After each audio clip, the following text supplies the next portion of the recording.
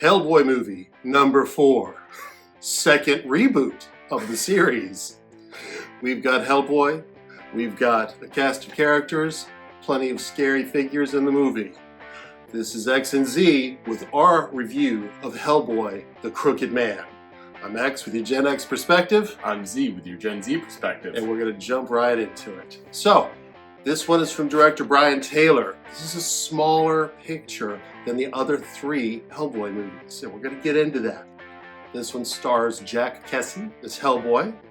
We've got Adeline Rudolph as his assistant, Bobby Joe. We've got Jefferson White as Tom Farrell, Joseph Marcel as Reverend Watts, and Martin Bassendale as the Crooked Man. We're going to start with Gen Z's perspective on this film. This movie is not as big in production as the other Hellboy movies, which isn't a bad thing necessarily. The budget was around $20 million, and the movie's got a real indie feel to it. It's a lot different from the Hellboy movies we've seen before. A lot different.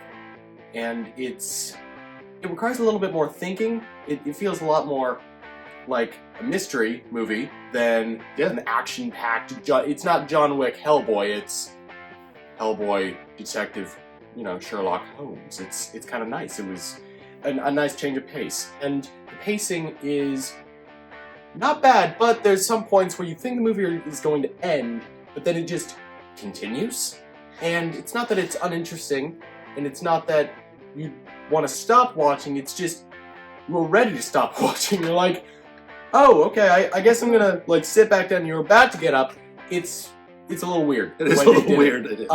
But the movie in general, from the entertainment perspective, very entertaining.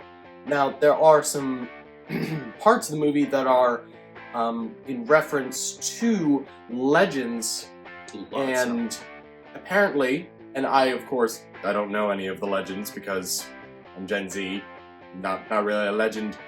Not really gotten into the legends quite yet, not quite there yet. I know, right? We're over here, talking about Call of Duty instead of Legends. I know. It's awesome. That's what's wrong with this world right now. Anyway, so there's some obscure legends, according to Gen X, and I'm going to pass it over to you. Please tell us more about these obscure legends. The legends and lore.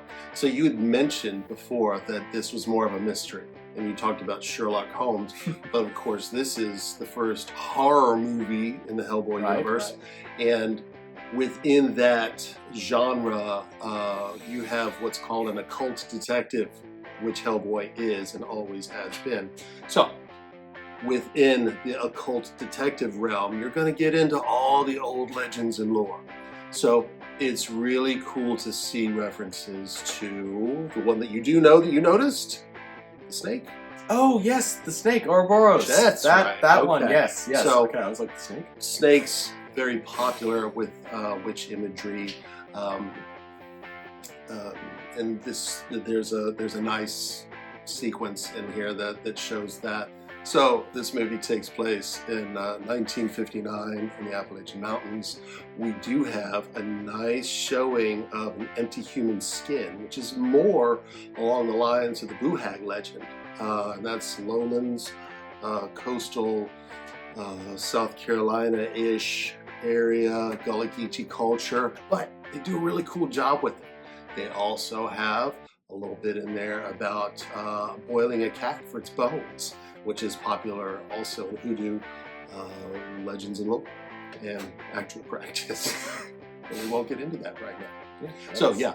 It's got some really nice details to it. We haven't necessarily seen in the previous Hellboy movies. We've seen their own versions of legends and lore, but they may or may not be following actual things. This one actually kind of went along with some cool stuff. You had also said that it has a smaller production feel to it, and it does. You're talking about a much smaller budget, and you're talking about a real indie film, art house feel to it. One of the things that struck me, this was a theatrical release, although I think that they only announced the theatrical date 2 weeks before it released, and I think maybe 24 people went to see this in the theaters. Right. Could have done a better job of that. It's streaming now on Hulu, so that's good. Well, if you have Hulu. But this is definitely a streaming-oriented film, and if you don't expect it to be like the other Hellboy movies, you're going to get a lot more mileage out of it. So don't go into it thinking you're going to be watching a movie like, you know, they did before. It's not Guillermo del Toro or Neil Marshall. And doesn't need to be. So in a lot of ways, bringing this movie back into focus and detail gets back to what it was intended to be in the first place. And this is cool. The guys that invented this, Mike Mignola and Christopher Golden, developed all of the Hellboy comics and graphic novels. And Hellboy was the Crooked Man is a story from one of their books. They came in and wrote the screenplay with this with Brian Taylor, the director. So it's got a lot of authenticity, I guess we'll say, to it, meaning what was originally intended by the creators. It's not someone else's vision. Yeah. It's the vision. It's not a translation. So, you're getting it straight from the horse's mouth. So as you go into this, you're watching it on a streaming channel or renting it, still in the comfort of your own home. I liked this movie overall, and I really thought that it could have been divided in half to make 2 episodes of a streaming series. And I really, like, whoever's listening, this would make a really cool streaming series, all right? I'm a Hellboy fan. I wasn't all into the comics and the graphic novels so much. I actually liked their Mignola and Golden's book Baltimore quite a bit more. But this one was always good, and that's why they keep trying to put it back on screen. What they need to do is bring it down to the small screen, because you could do an episodic series and it'd be really fun. It'd be really cool. Different than the other stuff that's on TV. Characters, you know, good stuff. All right? I completely agree with that, to be honest with you, because this is a movie, like I had said earlier, there's a lot of points where you think it would end, but then it doesn't. So having it as an episodic series would make that pacing a lot smoother and just a lot better, so that you can like stop and pick up and like, it's good. It's a good idea. Now, the movie also, like you had said before, this movie is not like the other Hellboy movies, but that does not mean you're not going to enjoy this movie if you did in fact enjoy the other Hellboy movies. It's still Hellboy, it's still the same character, you know, and if you like the character, you're going to like this movie. They didn't try and change him so much, they just changed the genre, essentially. It's horror genre, but just the production value. Okay. It's way, way, way smaller. You're not going to Well, get I feel like, you know, the older movies, huge set pieces that you have you now. don't have the Flying It's Panther. not lasers and explosions, and you know, it's much smaller in scope and production. Again, it doesn't take away from it. It's actually kind of more comfortable to watch, if that makes sense, because it does everything it needs to do. Jack Kesey does a good job as Hellboy, and he looks like Hellboy. They did the makeup and the suit totally, just fine. totally fine, totally and good. It's not over the top.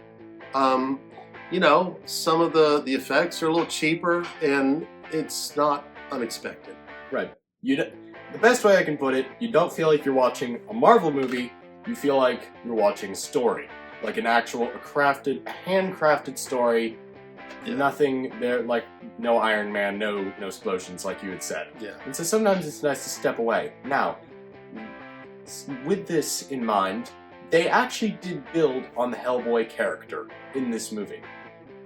They built on him by presenting something new, and that kind of brings us to, we're going to talk a little bit about what the movie is about now. There's a funnel web spider, and it's cursed, it's a terrible thing, and it escapes, as funnel web spiders tend to do.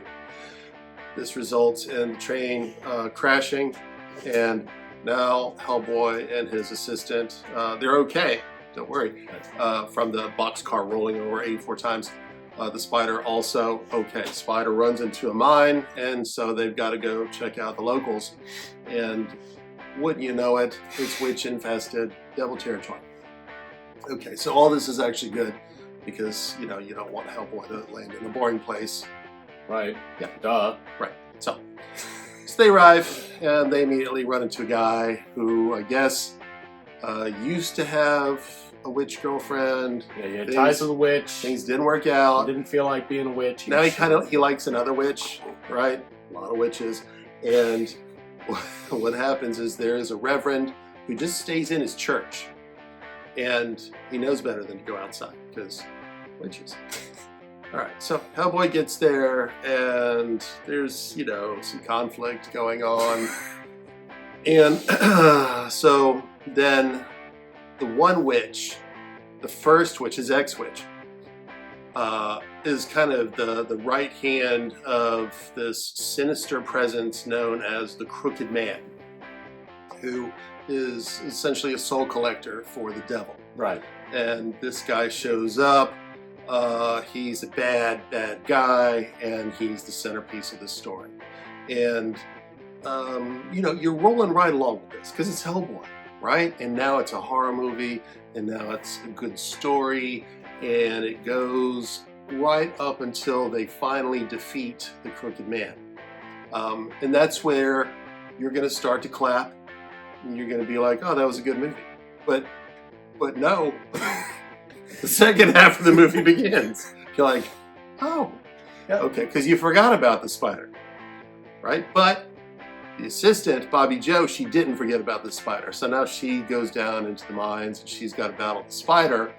And this is all starting while Hellboy is wrapping up. And she's kind of like getting into like some of the witchy spells. She's right. Oh, she wants to do the witchcraft thing too. She's getting into it. That's how she defeats the spider. Got the book, Witchcraft for Dummies. She's trying to read the spells. It's like, okay, cool. The cliff notes of witchery. Right, all right. She's not very good until the very end. Right. Witchcraft 101. So finally then, she belts one out, and it does something, and then the spider shrinks, and then they put the spider in a jar. Yep. Right?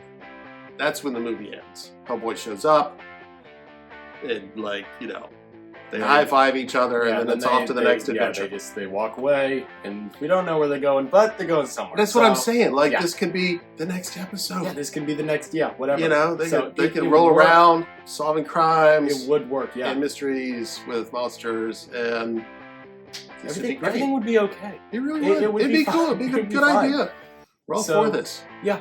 Okay. I do want to go into some detail with the characters. Yeah. Were they likable? I think so. I like the characters. Yeah, it's a smaller cast, as a lot of movies tend to be these days, and the characters they're fine. They were fine, yeah. And the Crooked Man is good. The Reverend is good. The Crooked Man is actually very creepy. He does when you imagine a soul collector, this guy comes to mind. Yeah, okay, he does. He does the neck click. A little too often. They overdo that a little bit. Yeah, no, they really lean to the crooked part of it. Every time, it's like, okay, Crooked Man, we get it. You're crooked. But there is a close-up scene with his face, and it's detailed. Good job on the makeup. Good job on the acting. Absolutely. Yep. So, across the board, this movie makes a really decent TV show. Yeah. All right. As it turns out. Who knows? And that's pretty much it. So if you got Hulu and you're looking for, little entertainment, you like Hellboy, this is the movie for you. If you're really a Hellboy completionist and you're going to rent it, that's also the movie for you. If you want to watch it, go watch it. If you're into it, go watch it. That's the moral of the story. I did not look to see how much it made in theaters. I should have looked that up, but it probably was not that much, going along with the terrible 20s and the horror that is the current box office. But, like I said, if they made this into a streaming series, they can keep the budget low, that'd be cool. It would be. I'd watch that. Okay. I'd watch that. So, that's what we got. Overall, this movie was very fun to watch. I definitely recommend it. Absolutely. Me too. I'm Z, I'm X. and we thank you for watching.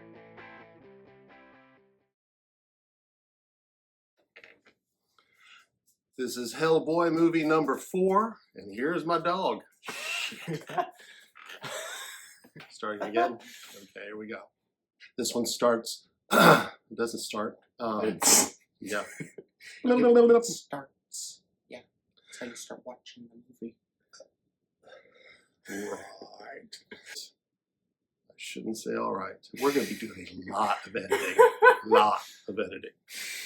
Okay? This movie has some interesting pacing. It's got 3 acts. I don't remember each an individual act's name, but it does divide into 3. What? What? You can't do that. They don't have names. They do. They No. do. Yeah, they do. It shows up in black and there's a title. Oh, there's subtitles. Yeah, there are subtitles. Oh, yes. God, I forgot about that. Okay. Dude, I'm All like, right. you're like, Okay. I'm like, What are you talking about? Okay. All right, so just don't no say movie. what you don't remember. Okay. Just say what you do remember. all right. This movie breaks up into 3 acts. And the bad kitty, bad baby. Okay. My chicken. Right. So that's really cool. Is that saying? Straight from the horse's mouth? Are you serious? I've never heard that. Are you serious? I'm not kidding. Oh my God. I've not heard that. Oh my God. in I'm my going to invent a whole video life. game. It's called Welcome to History.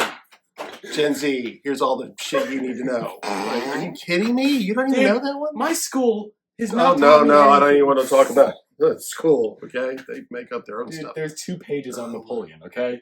That's it. Well, he wasn't very small. All right, I'm not going to do that. Okay.